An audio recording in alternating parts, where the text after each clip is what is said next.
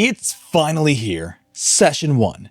You've spent weeks, maybe even months getting ready. You've built a world, created unforgettable NPCs, and written what has to be the perfect opening adventure. But as you start, something feels off. Your players are hesitant. They seem uncertain about what their characters are supposed to be doing. Your gritty, streetwise rogue looks totally confused as the Fey Touch sorcerer tries to start a song and dance a number in the middle of the funeral. The energy at the table is just kind of draining away, and you feel your campaign start to wobble before it even gets going. Do you know what went wrong? If you've ever felt that kind of disconnect where it seems like you and your players are in entirely different games, it's probably because you skipped 3 really important conversations that every GM needs to have before the first die is ever rolled. These aren't just helpful tips.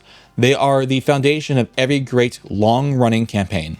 And today, we're going to fix that. That pre-campaign meeting, often called a Session 0, is the single best tool in a Game Master's kit. It's not just about character creation, it's about alignment. It's where you and your players can come to an agreement on the kind of game that you're going to actually play. We often get so caught up in the grand plots and epic villains that we overlook the basics. We often assume everyone's on the same page, but assumptions can be the quiet killers of campaigns.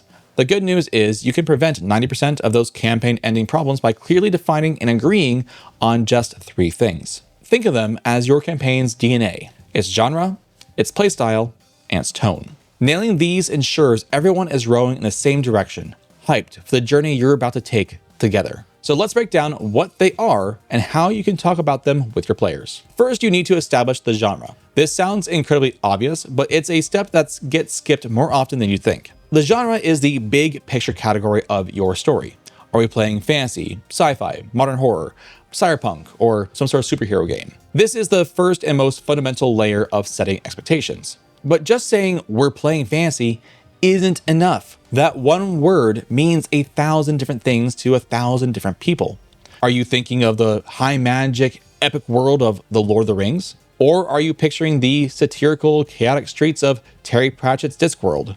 One player might show up ready to be a noble knight saving a kingdom, while another comes with a sentient suitcase, and technically they'd both be right under the umbrella of fantasy.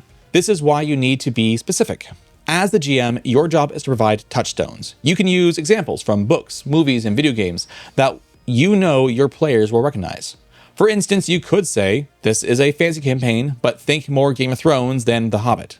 It's a low magic world where politics is as deadly as a sword and nobody is truly safe. Or you might say, we're doing a sci-fi game, but with the gritty, used future feel of Alien and Blade Runner, not the clean, hopeful utopia of Star Trek. By giving these explicit pulp culture references, you instantly give your players a much stronger idea of the world they're about to inhabit. It helps them create characters that feel like they belong, rather than those who seem to have wandered in from another dimension. Once everyone knows the genre, the following critical conversation is about playstyle. If genre is the what, playstyle is the how. It defines what the players will be actually doing from session to session. Are they dungeon crawlers, political influencers, globe-trotting explorers, criminal masterminds, or gritty survivors? This is where most campaigns hit a wall. A GM might spend months designing a complex web of political intrigue full of shadowy groups and delicate social encounters. But if the players all show up with a combat-heavy barbarian and door-kicking fighters, you have a major playstyle mismatch.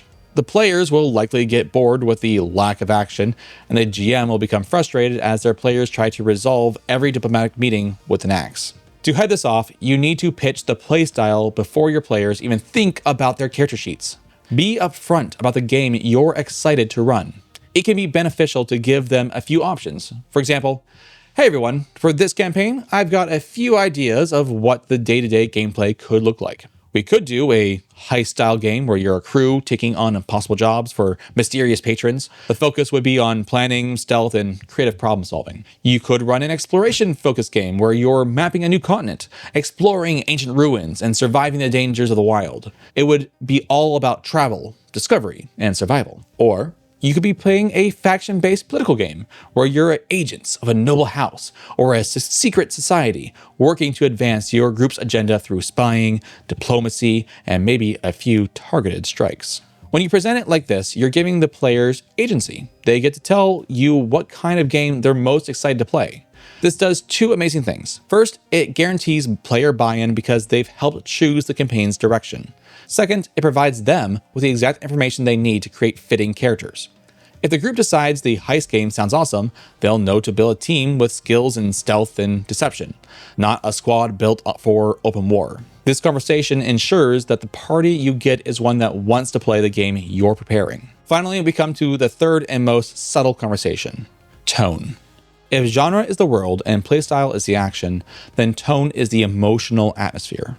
It's the mood of the story. Is the game going to be serious and gritty, lighthearted and heroic, terrifying and oppressive, or just plain wacky? Forgetting to establish tone is how you get that awkward moment where one player is trying to have a deep, emotional role-playing scene about their tragic past, while another player is cracking jokes and trying to set a goblin on fire. Neither player is necessarily doing anything wrong, but they're playing with totally different tonal expectations. The tone is also heavily influenced by the game system you're using. A system's mechanics aren't just a neutral engine. They actively push the game towards a certain feel. The game Savage Worlds is famous for its tagline of fast, furious fun, and its rules support a pulpy, cinematic style where combat is quick and exciting. But it also has optional setting rules that let you completely change the game's feel. You need to explain this to your players. You could say, all right, we're using Savage Worlds, and for this game, I want a really tough, serious tone. So I'm going to use the gritty damage setting rule. This means that when you get wounded, you'll also suffer a specific injury, like a broken bone, that has its own mechanical effects. The tone is going to be harsh and unforgiving. Your characters are survivors, not superheroes, and every fight is a life or death decision. Or you might frame it like this: hey guys, we're playing Savage Worlds, and I want a high action, over the top game, so I'm using the Born a Hero setting rule. This lets you ignore rank requirements for edges during character creation, meaning you'll start as a far more competent and powerful character. The tone here is pure summer blockbuster, where you're expected to do incredible things right from the start. One of the best ways to see how this all works together is to look at a single setting, like Eberron. You can run a game in the city of Sharn within the fantasy genre, but from there you have choices. You could have a noir investigation playstyle game with a gritty, serious tone, or you could play a swashbuckling adventure playstyle game with a pulpy, high-action tone, as your players swing from airships to fight sky pirates. Same genre, same setting, but two totally different games, all defined by playstyle and tone. So that's the big three: genre, playstyle, and tone. Genre is the what, the world you're in. Playstyle is the how, the things you'll do, and tone is the emotions you'll experience. Having these three conversations before session 1 isn't about restricting creativity. It's about building a shared foundation so that everyone's creativity can shine together. It aligns everyone's expectations, gets people excited, and prevents those simple misunderstandings that can make campaigns fall apart. Taking 30 minutes to have this chat will save you hours of frustration later. It makes sure that when you finally say, you all meet in a tavern, everyone at the table is walking into the same tavern, ready for the same adventure. Now, once you've set those expectations, you need the GM skills actually to deliver on them. If you want to make sure you're running the kind of game your players are expecting, check out my 5 tips for new Savage Worlds GMs. It covers the fundamentals that will help you confidently run sessions that live up to the expectations you've just set. And I would like to hear from you. What's the one thing you always cover before a new campaign? Let me know down in the comments below. I read them all, and I'm always looking for new ways to make sure our games are even better. And until next time, stay savage.